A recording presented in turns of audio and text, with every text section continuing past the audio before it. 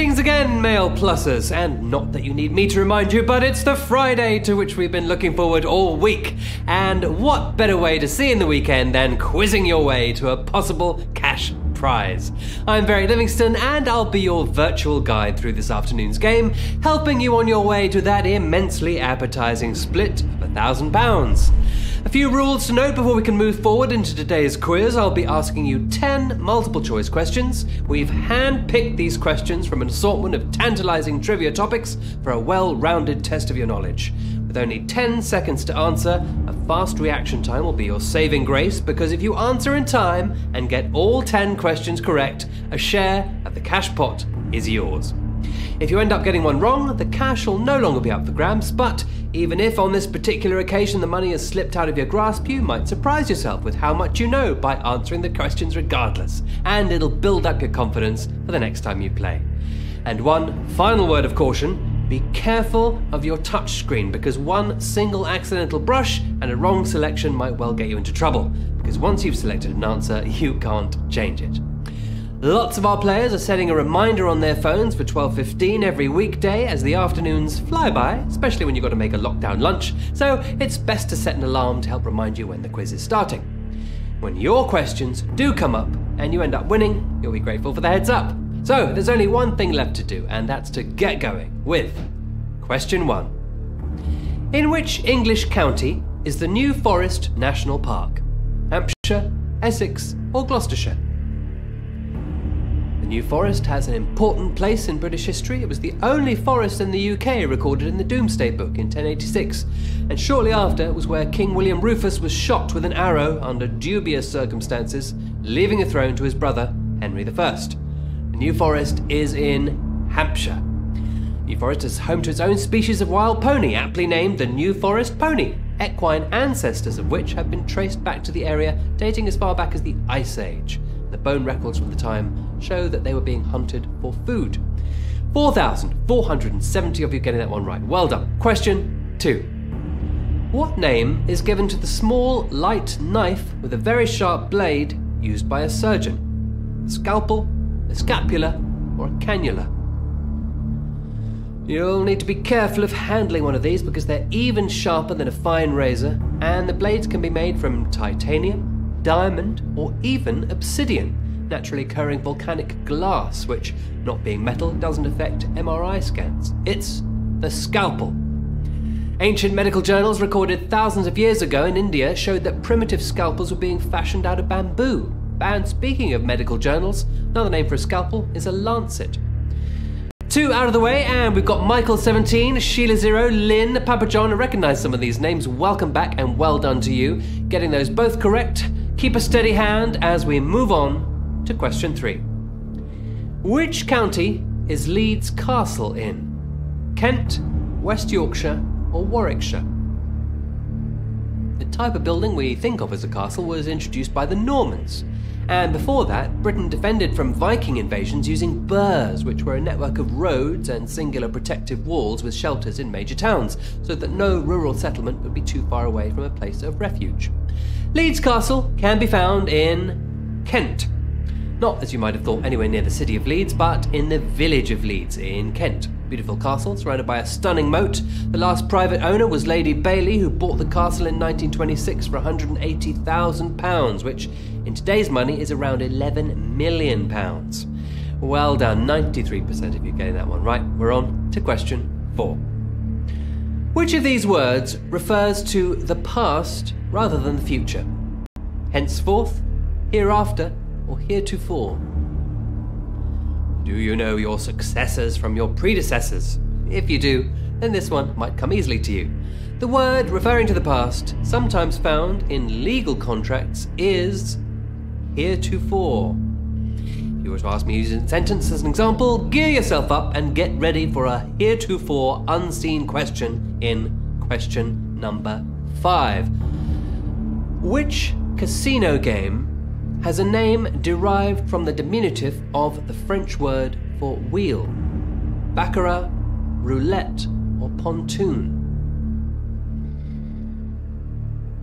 Spinning the wheel on that previous question was difficult for some of you, as just 38% got it right. How will you do on this one?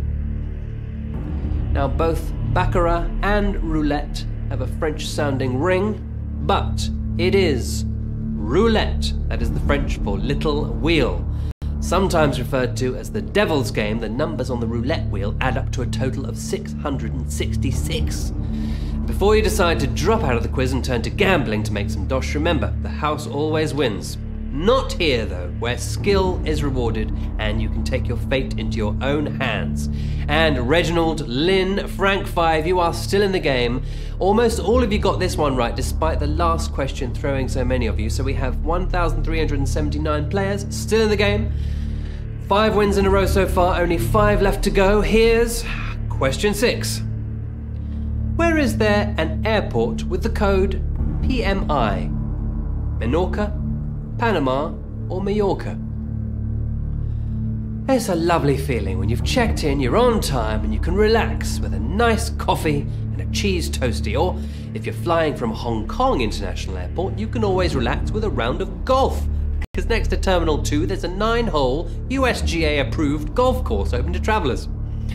PMI is the main airport in Palma de Mallorca, Spain's biggest island, where you can find Liceo Cathedral, the incredible 120-metre-long waterfront construction that only took 400 years to build, beginning in 1229, ending in 1601.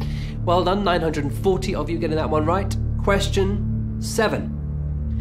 Which of these is not a major Russian ballet company? Bolshoi, Mariinsky, or Pushkin? Ballet is not for the faint-hearted. It's incredibly strenuous on the body and, more specifically, the feet of the performers. Most ballerinas wear out 2 to 3 pairs of shoes a week in practice. You have to be incredibly strong too. A male dancer can lift the equivalent of 2 tons worth of ballerinas during a single performance. Now, there was a famous ballet master named Alexander Pushkin. He shared a name with the great writer, and Alexander Pushkin taught Nureyev and Baryshnikov, but that is not the name of a major Russian ballet company. Russia continues to produce some of the world's foremost ballet companies, and many Russian dancers and choreographers were amongst those who helped to define the art form as we know it today. Now, dancing in mind, let's see how everyone's getting on. Leaping from question to question, we have 542 players still in the game at this point. We've got Gillian, we've got K1, Mark 10, Yvonne. Well done to all of you. Let's see how these numbers change as we move on to question 8. Which company briefly became the world's 6th largest military in 1982? Shell, Pepsi, or Ford? At the moment, the United Kingdom is ranked as the 8th largest military force in the world, with our close allies across the pond being the largest, and with the highest power index rating, which is a measurement based on a variety of factors, from the amount of people in the military to the budget a country has reserved for war. In 1982, Russia's agreement to serve Pepsi in their country was about to expire, so they traded Pepsi 17 submarines, cruiser, a frigate, and a destroyer that they had left over from the Cold War in exchange for $3 billion worth of the sugary drink. It only lasted a few days, though, before Pepsi sold all of their new toys to a Swedish company for scrap metal. Wonder if any of them ended up as scrap for Pepsi cans. 332 of you getting that one right. 2 questions to go. Question 9. At which resort were the first Winter Olympics held in 1924? St. Moritz, Chamonix, or Innsbruck? And Dubai, as you may know, there's one of the world's largest indoor ski slopes, which needs 30 tons of fresh, dry powder snow every night for the next day. It even houses penguins, who are let out of their enclosures several times a day. The first Winter Olympics were held in Chamonix, and were a 12-day program featuring 16 countries competing in 6 sports. Now, 93 countries compete in 15 sports. But one thing remains. Canada dominated the ice hockey in 1924, and they continue to do so today. We're at the final question, everyone. With Bradley 67, we got Delco, we got Dave 67. You are still in the running, and the cash is now in sight. Let's reveal the final question. Question 10. Which of these is not a real berry? Pineberry, cloudberry, or pulpberry? One edible wild berry that's more appetizing than the name suggests is the chokeberry, native to North America. They can be picked and turned into Aronia wine, which is described as having a very tart apple taste, or similar to an unsweetened cherry. A pulp berry is not a real berry. In fact, it's not a real anything. We just made it up. The pine berry is like a white strawberry, and the cloudberry is an amber-coloured fruit similar to the blackberry. If you're in Norway, you might try cloudberry whipped cream and sugar. It's traditionally served as a dessert. Yum! And we have 166 winners today. You've truly earned a huge congratulations. Wells Peter 26, Catherine, Nicole, and someone just called @Trivia. Well done. To get all 10 correct is a feat, especially with the range of topics so broad. So well done to you and all of our 166 winners.